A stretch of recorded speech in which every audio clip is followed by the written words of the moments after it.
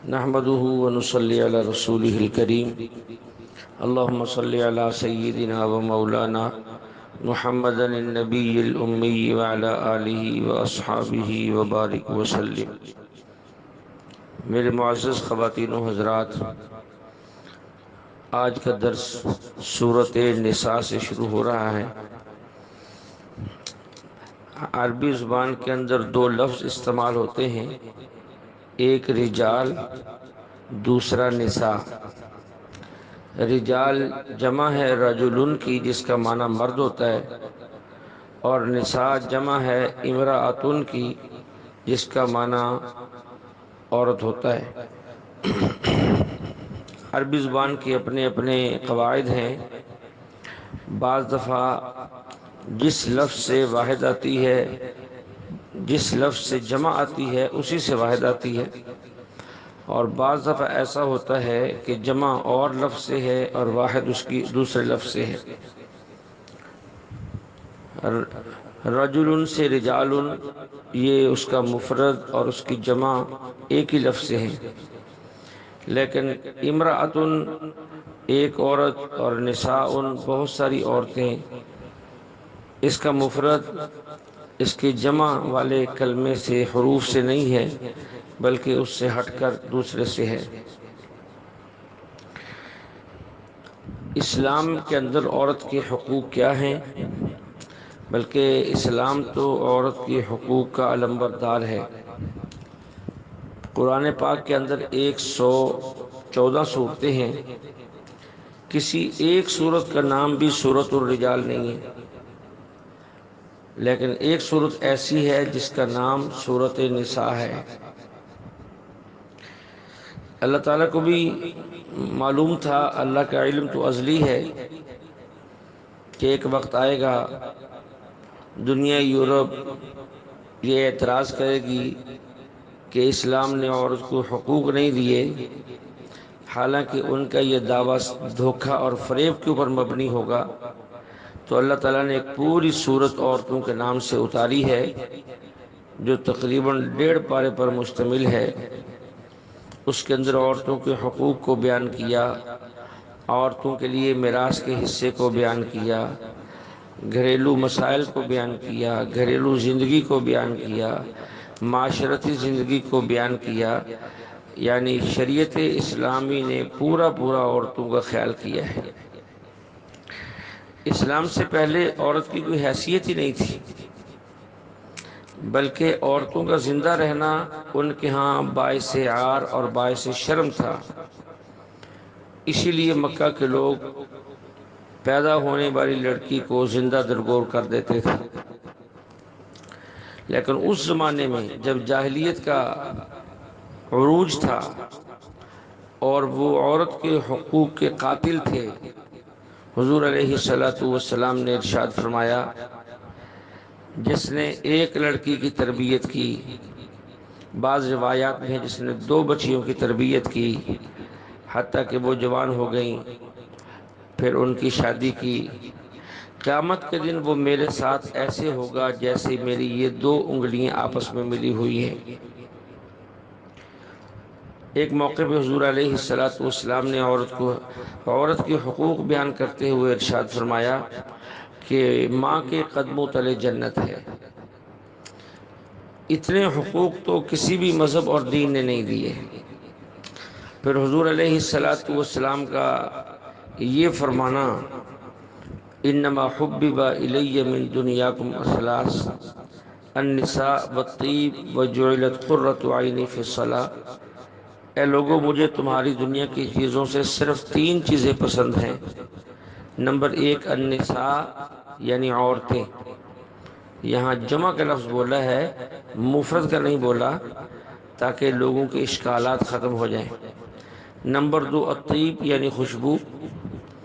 Number 3 جعلت قرۃ عینی فی الصلاۃ، میری آنکھوں کی ٹھنڈک اللہ نے نماز میں رکھی ہے۔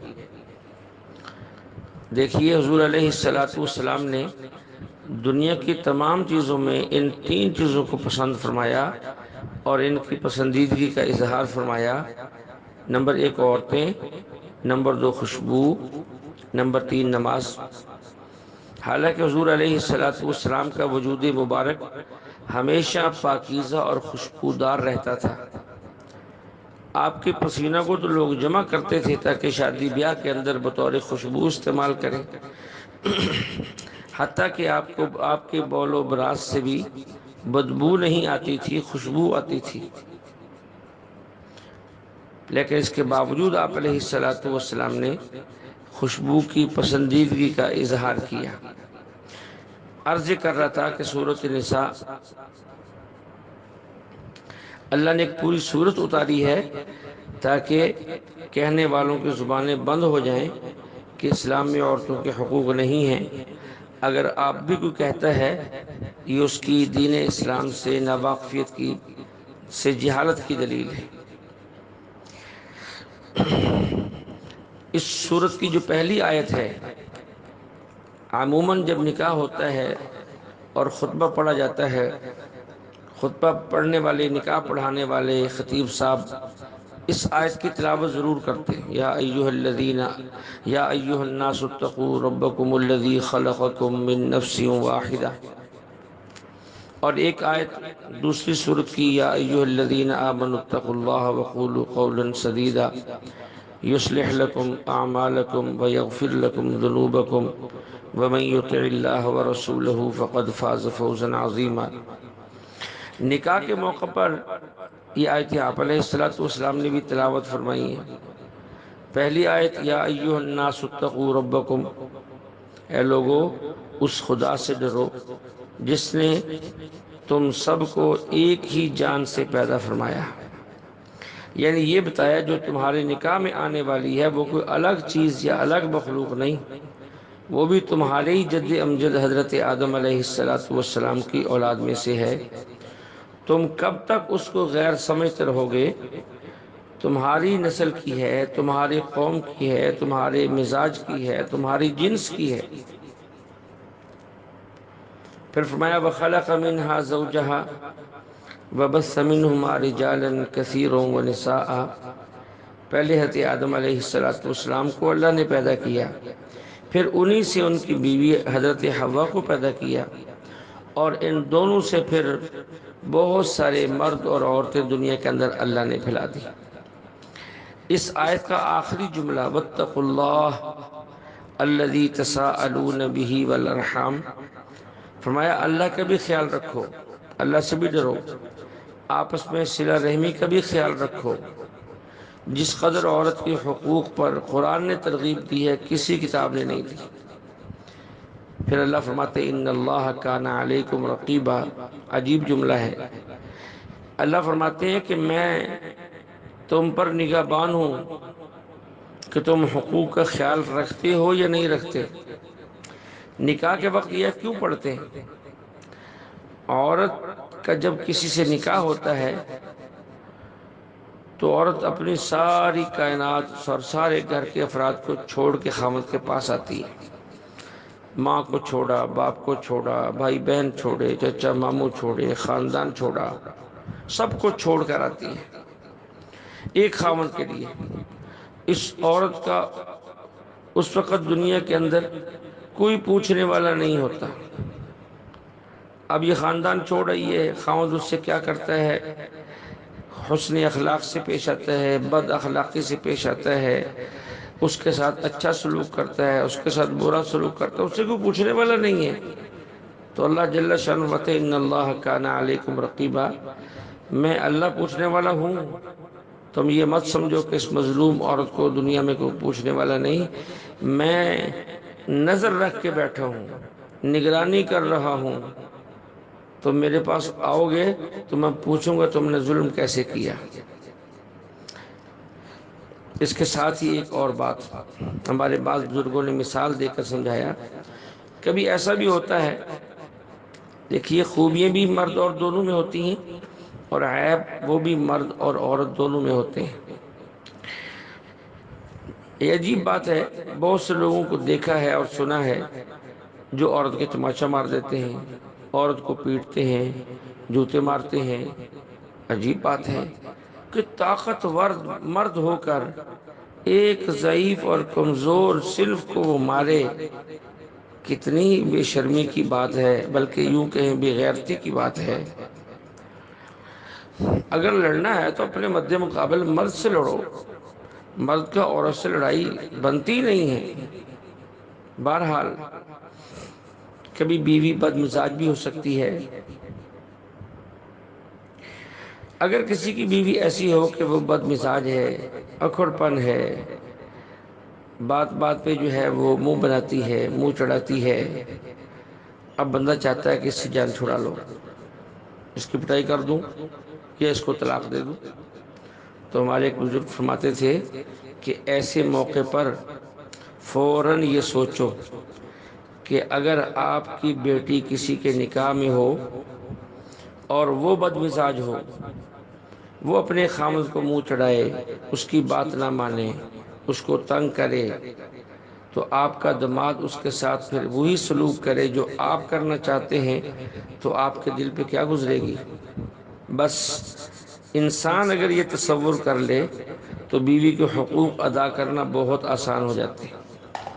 اللہ جل شانہ ہمیں صحیح سوجھ بوجھ عطا فرمائے۔ اسی صورت میں آگے چل کر وَإِنْ خِفْتُمْ أَلَّا تُقْسِطُوا فِي الْيَتَامَى،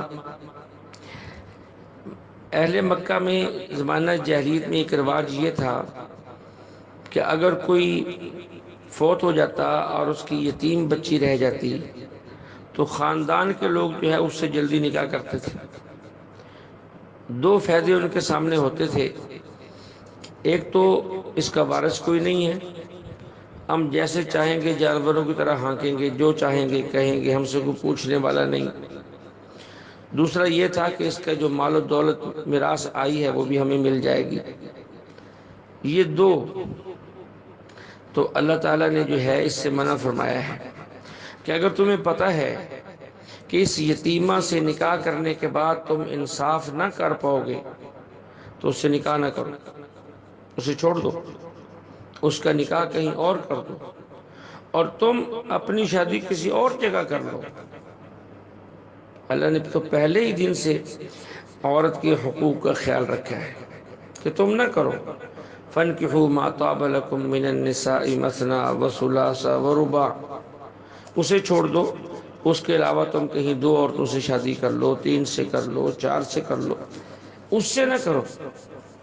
فَإِنْ خِفْتُمْ أَلَّا تَعْدِلُوا فَوَاحِدَةً، ہاں اگر تمہیں یہ خوف ہے کہ تم ایک سے زائد بیویوں کے درمیان عدل و انصاف نہ کر سکو گے تو پھر ایک، اور اگر ایک کے بھی حقوق ادا نہیں کر سکتے آزاد عورت کے حقوق کی طرح، او ما ملکت ایمانکم، پھر باندیوں پہ گزارا کرو۔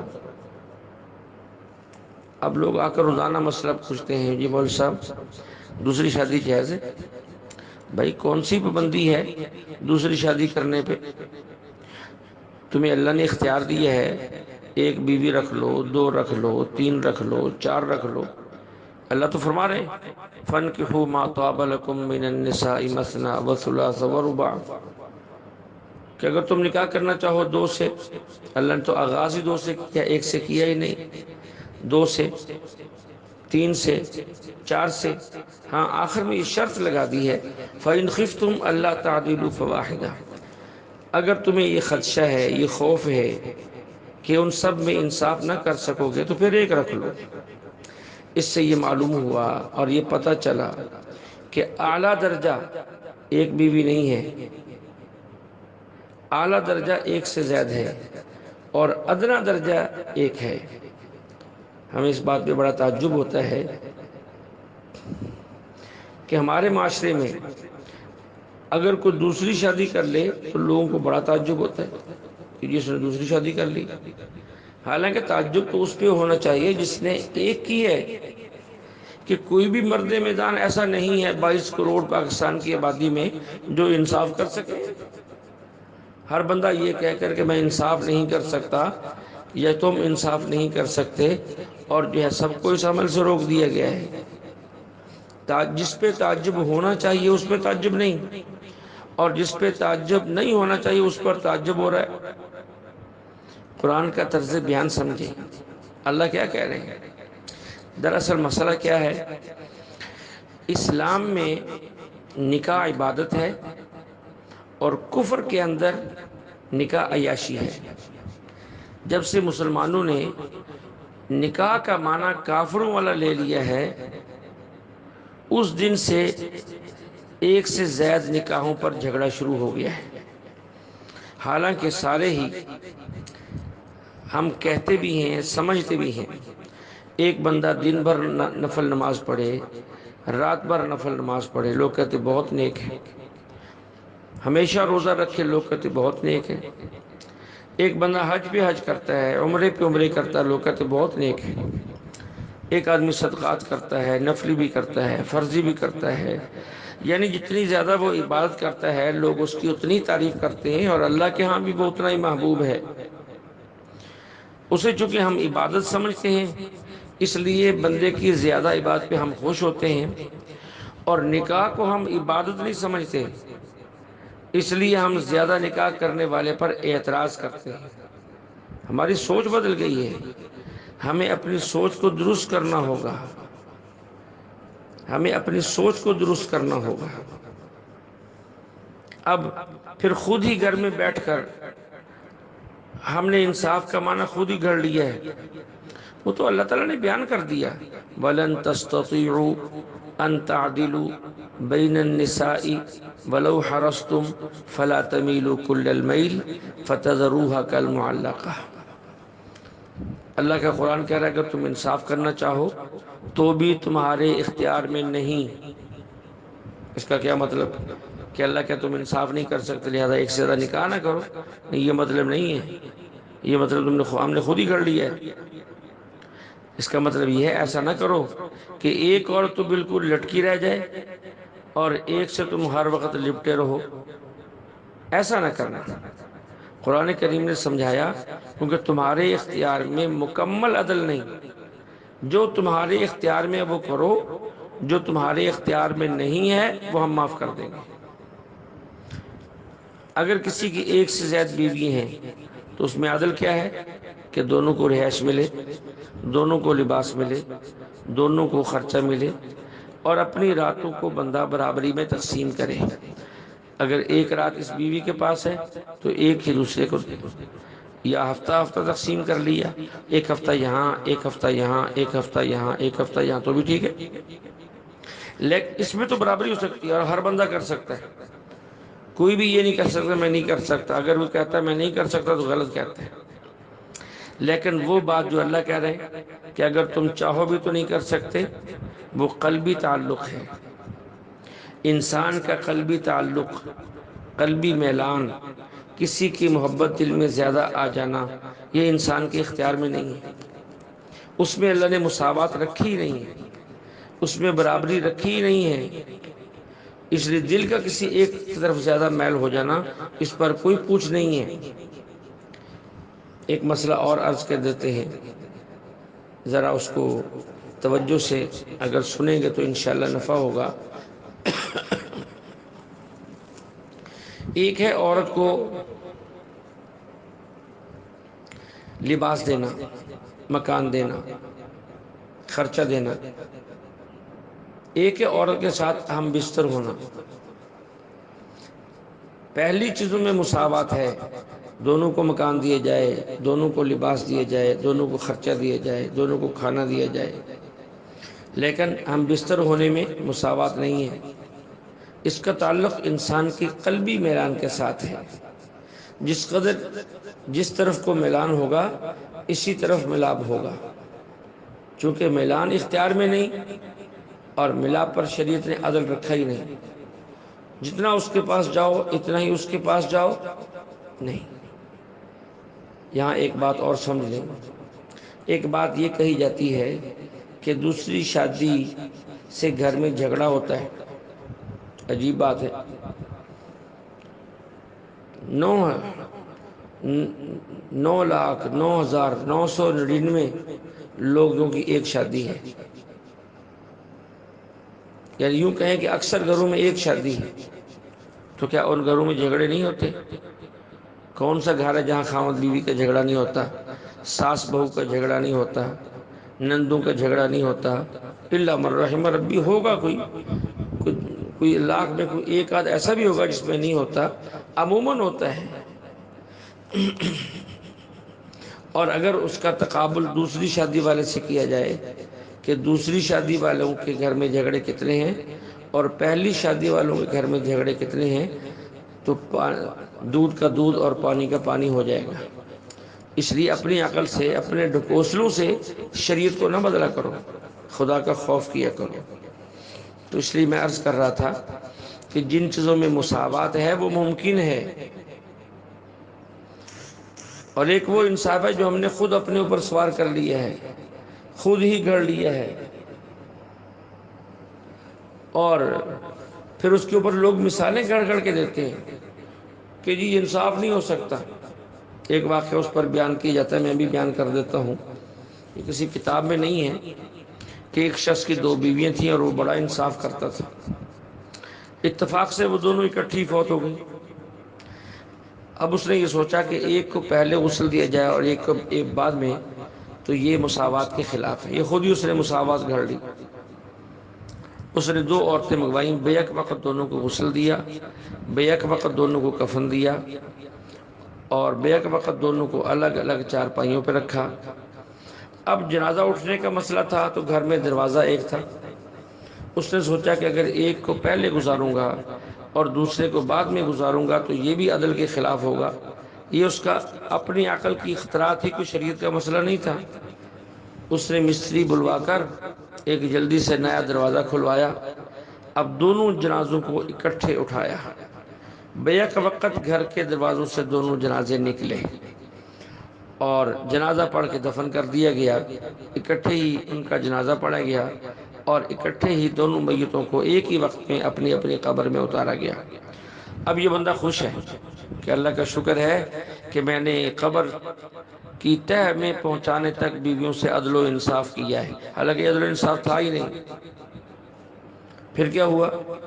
اسی دن خواب کے اندر جو ہے ایک بیوی سے ملاقات ہو گئی، تو اس نے کہا کہ قیامت کے دن آؤ گے نا تو میں پوچھوں گی تم نے میرے ساتھ انصاف نہیں کیا۔ وہ کہتا اللہ کی بندی، میں نے کون سا انصاف نہیں کیا؟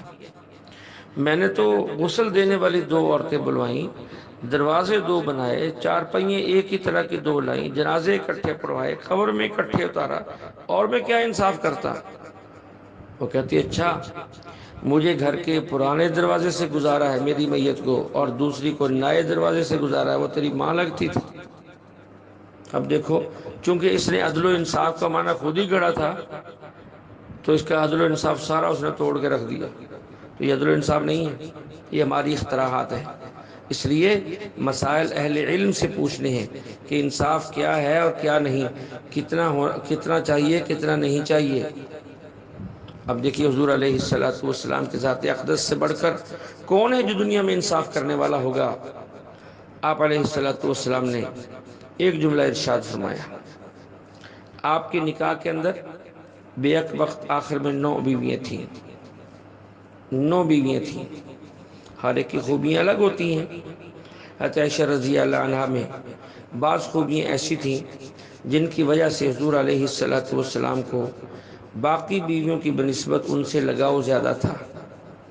اس پر اللہ کے نبی علیہ السلام نے ارشاد فرمایا، اللہم ھذا قسمی فیما املک، اے اللہ یہ میری تقسیم ہے جس کا میں مالک ہوں۔ گھر بھی دیا ہے، روزانہ جو ہے عصر کے بعد سب کے پاس جاتا ہوں، ان کے ضروریات پہنچاتا ہوں، اور اپنی میں نے راتوں کو تقسیم کر رکھا ہے، باری باری باری سب کے پاس رہتا ہوں۔ یہ تقسیم وہ ہے جو میرے بس میں تھی، میں نے کر دی۔ فلا تلمنی فیما تملک ولا املک، اے اللہ اس بات پہ میرا مواخذہ نہ کرنا جس کا تو مالک ہے جس کا میں مالک نہیں ہوں۔ دل تیرے قبضے میں ہے، دل کا میلان تیرے قبضے میں ہے، کسی سے محبت ہو جانا تیرے قبضے میں ہے، تو جو تیرے قبضے میں ہے اس پر میرا حساب اور میری پکڑ نہ ہو، میرا مواخذہ نہ ہو۔ اب بتائیے حضور علیہ السلام یہ فرما رہے ہیں، ان سے زیادہ کون انصاف کر سکتا ہے؟ کتنی محبت تھی جب آپ علیہ السلام مرض الوفات کے دن گزار رہے تھے تو روزانہ ہی پوچھتے تھے کہ آج کس کی باری ہے بھائی، آج کس کی باری ہے، یعنی کس کے پاس رہنے کی باری ہے۔ تو ازواج مطہرات امہات المؤمنین وہ سمجھ گئیں کہ آپ علیہ السلام کی چاہت اور خواہش یہ ہے کہ وہ بیماری کے دن عائشہ کے گھر گزارے. تو سب نے مل کر عرض کی کہ یا رسول اللہ ہم نے اپنی باری عائشہ کو دے دی، آپ جب تک آپ تندرست نہیں ہوتے وہیں قیام فرمائیں. تو پھر حضور علیہ السلام نے اپنے آخری دن سارے کے سارے حضرت عائشہ کے گھر گزارے، وہیں انتقال ہوا. آپ کا سر مبارک ہماری ماں عائشہ کی گود میں تھا کہ جان جو ہے وہ اللہ کے سپرد ہو گئی. اس لیے ہم دوستوں سے عرض کرتے ہیں کہ بعض باتیں سمجھتے نہیں ہیں، صرف بحث کرتے ہیں. بحث نہیں ہے، بلا وجہ شریعت کے مسائل پر اعتراض درست نہیں ہے. ہاں اگر کوئی انصاف کر سکتا ہے تو شادی کر لے، اگر نہیں کر سکتا نہ کرے. نہ تو اسلام کسی کو مجبور کرتا ہے اور نہ کسی ضرورت مند کو روکتا ہے، بلکہ وعید اللہ کے نبی علیہ السلام نے ارشاد فرمائی کہ اگر کسی نے 2 نکاح، ایک سے زیادہ شادیاں کر لی، ایک کے حقوق ادا کرتا ہے دوسری کے نہیں کرتا، وہ محشر کے میدان میں اس طرح آئے گا کہ اس کا جسم کا ایک حصہ فالت زدہ ہوگا، جس سے دیکھنے والے یہ سمجھ جائیں گے کہ اس نے اپنی بیویوں کے اندر انصاف نہیں کیا، اس نے عدل نہیں کیا. بھائی جو نہیں کر سکتا وہ نہ کرے، لیکن جو کر رہے ہیں انہیں تو منع نہ کیا جائے، بلکہ ان کو ترغیب دی جائے، ان کا تعاون کیا جائے. نوبت یہاں تک آن پہنچی ہے کہ لوگ دوسری، تیسری، چوتھی شادی کو تو عیب سمجھتے ہیں، لیکن زنا کو عیب نہیں سمجھتے. باپ کو بھی پتہ ہے، ماں کو بھی پتہ ہے، بیوی کو بھی پتہ ہے، اولاد کو بھی پتہ ہے کہ یہ زنا کرتا ہے. کبھی کسی بیماری کے چیک کرانے کے بہانے لاہور جاتا ہے، کبھی کراچی جاتا ہے، کبھی ملتان جاتا ہے، اور وہاں جا کر یہ کیا گول کھلاتا ہے سب کو پتہ ہے، لیکن خاموش ہے. یہ زنا برداشت ہے، اللہ کی ناراضگی برداشت ہے. لیکن اگر نکاح کا نام لے تو سارا گھر کے اندر ایک طوفان بدتمیزی کھڑا ہو جاتا ہے. بیوی بھی ناراض ہے، ماں باپ بھی ناراض ہیں، اولاد بھی ناراض ہے. تو ذرا شریعت کے مسائل پر اپنی رائے نہ دیا کریں. شریعت کے مسائل پر جو ہے ایک بہانہ یہ کیا جاتا ہے جی کہ ہم غریب ہیں، ہمارے پاس ضرورتیں نہیں ہیں، اس لیے ہم نکاح نہیں کرتے. ہم سے تو ایک کا خرچہ پورا نہیں ہوتا، دوسرے کا کہاں سے دیں گے؟ بھئی پہلی بات تو یہ ہے، جب ایک کا پورا نہیں ہوتا تو آ کے مسئلہ کیوں پوچھتے ہو؟ تمہیں کس نے کہا ہے آ کر؟ کسی مفتی صاحب نے، کسی عالم نے، کسی ولی اللہ نے آ کر کہا ہے کہ شادی کرو؟ نہیں کہا. تو جس کی وسعت گنجائش ہے وہی کرے گا. تو پھر یہ جو آپ نے پہلی بیوی کو خرچہ دینا شروع کیا ہے، جس پر ہر مہینے لاکھ روپے خرچ کرتے ہو، 2 لاکھ خرچ کرتے ہو، 50,000 خرچ، یہ کس شریعت کے تحت ہے؟ کیا یہ عورت کا حق ہے؟ یہ عورت کا حق شریعت نے صرف اتنا ہی رکھا ہے کہ اسے 2 روٹی صبح ملے اور 2 روٹی شام ملے، 1 سوٹ گرمی کا ملے اور 1 سوٹ سردی کا ملے، بس یہ اس کا خرچہ ہے. اور اسے ایک کمرہ مل جائے سر چھپانے کے لیے، دھوپ سے بھی بچ جائے اور بارش سے بھی بچ جائے اور سردی سے بھی بچ جائے. اگر شریعت کے موافق خرچہ کرو گے تو پھر 4 نہیں 400 بھی کر سکتے ہو، نوبہ بنوبہ. کوئی بندہ میری بات سے غلط مطلب نہ سمجھ دے. دوسرا اللہ نے یہ فرمایا وَأَنكِحُوا الْأَيَامَ مِنكُمْ وَالصَّالِحِينَ مِنْ عِبَادِكُمْ وَإِمَائِكُمْ إِن يَكُونُوا فُقَرَاءَ يُغْنِهِمُ اللَّهُ مِنْ فَضْلِهِ کہ اگر تم اس خوف سے نکاح نہیں کرتے کہ تم غریب ہو، فقیر ہو، اللہ فرماتے نہیں نکاح کرو. ان یکونوا فقراء اگر یہ لوگ فقیر ہیں، یغنیہم اللہ ان کو غنی کر دیں گے، من فضلی اپنے فضل کے ساتھ. دیکھو اللہ تو یہ فرما رہے کہ غربت سے ڈرنا نہیں، غربت سے ڈر کر نکاح نہیں چھوڑنا. مال دینا ہمارے اختیار میں ہے. یہ تمہاری سوچ ہی غلط ہے کہ مال دولت کی فراوانی ہوگی تو ہم شادیاں زیادہ کر سکیں گے، نہیں ہوگی تو نہیں کر سکیں گے. آپ پورے پاکستان میں ایک نظر اٹھا کے دیکھیں، جن لوگوں کی ایک ایک شادی ہیں وہ اکثر وہ ہیں جو کروڑوں اور اربوں پتی ہیں، اور جن لوگوں کی 2 3 3 4 4 شادیاں ہیں وہ ہیں جو 20 30 40 50 ہزار تنخواہ پہ کام کرنے والے ہیں. اب اس سے خود اندازہ لگاؤ کہ اللہ کا فضل کن کے ساتھ ہے. اللہ نے دل کا غنی کس کو بنایا ہے؟ جیب کا غنی ہونا غنی نہیں ہے، دل کا غنی ہونا غنی ہے۔ اللہ جل شانہ ہمیں اس کلام کو، کلام مقدس کو سمجھ کر عمل کرنے کی توفیق عطا فرمائے۔ فآخر دعوانا ان الحمد للہ رب العالمین۔